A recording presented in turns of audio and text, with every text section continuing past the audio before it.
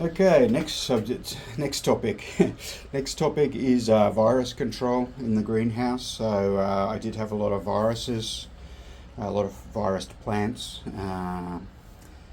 in the greenhouse. So I did some research on that as well, and I suspected that they were being spread by insects, by the mealybugs, in fact, because I noticed that the plants which were getting attacked were also the ones which were testing positive. But there's actually no scientific evidence to support that that is the transmission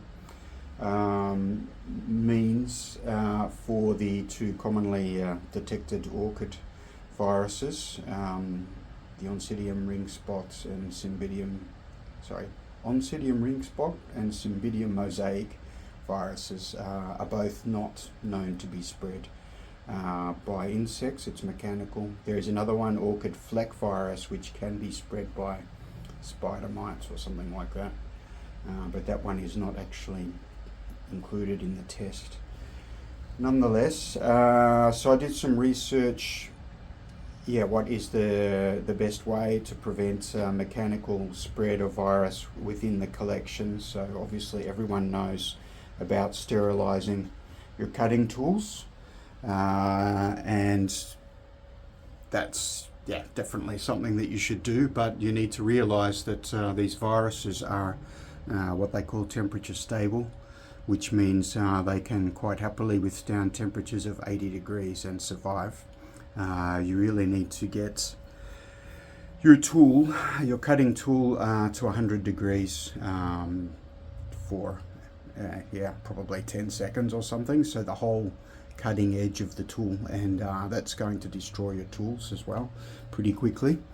The research I did suggested that there are other approaches which are actually more effective at killing orchid virus and won't necessarily destroy your tools. And so there are basically two of them, and bleach wasn't one of them. Bleach is not 100% effective against orchid virus.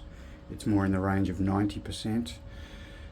So if you're trying to get rid of orchid virus, I think you really want something that's 100% effective, especially if you've had a lot of plants that were infected. So what the search did come up with is two products, and one of them is caustic soda, and the other one is a product called Virkon S. And that's that pink stuff there is the Virkon S. At first I thought I'll go for the caustic soda. It's readily available, but it turns out that it's a little bit more tricky to prepare because you need to use distilled water, so that's also adding quite considerably to the cost, and it also emits a lot of heat in the reaction when it's mixed up. So it all just sounded a little bit tricky. So then I investigated the Virkon S, which turns out is readily available, although it's labelled as for professional use only. There are precautions for its usage, so if you are going to consider to use it, make sure you read that and follow the precautions. But mainly it's just wearing rubber gloves and face protection. And in both cases you need to first scrub the surface clean, so the surface should be clean of debris, and then you can apply this stuff. So it's a 1% solution of a powder, and the powder has a shelf life of 3 years, so you can buy enough to last for 3 years, and you can basically sanitize all of your surfaces in your greenhouse, not only your cutting tools but the whole greenhouse. Obviously you need to take the plants out while doing it, so I've already cleaned up this section here, so it's all looking nice and clean now. And I'll go through the rest of the greenhouse and apply that.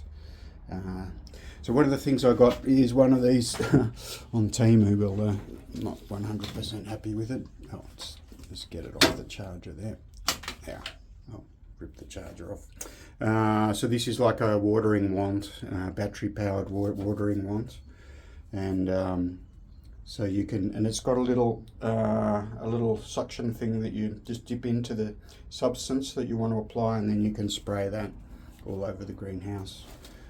So that's an easy way to basically de-virus your surfaces, because those viruses, they're not only on the cutting tools, they can be anywhere in your greenhouse. So you really need to take steps to eliminate it, and the same for all the used pots, the masks, the coasters that sit under the plants. They can all have virus on them, and those viruses are very persistent. So it's really great that there's a product available. Obviously I have no affiliation, but it's really great that there is an approach, and that's that's regarded as laboratory grade virus disinfection, and it will get rid of not only viruses but also a lot of other nasty bacteria and stuff like that. So basically you can just sterilize your whole greenhouse. I'm not sure if I'm not planning to use it in the house. I think I will use it to sterilize the pots and that sort of thing for reuse. So it enables you to reuse the pots, and the outer pots can be sterilized. But I wouldn't be spraying it around indoors. I don't think that would be a good idea onto surfaces. I mean, maybe you could, I don't know, but I'm not going to. It's mainly for the greenhouse and for recycling pots and tools and things like that. So yeah, that's what I've been up to. It's February now. The day's getting longer.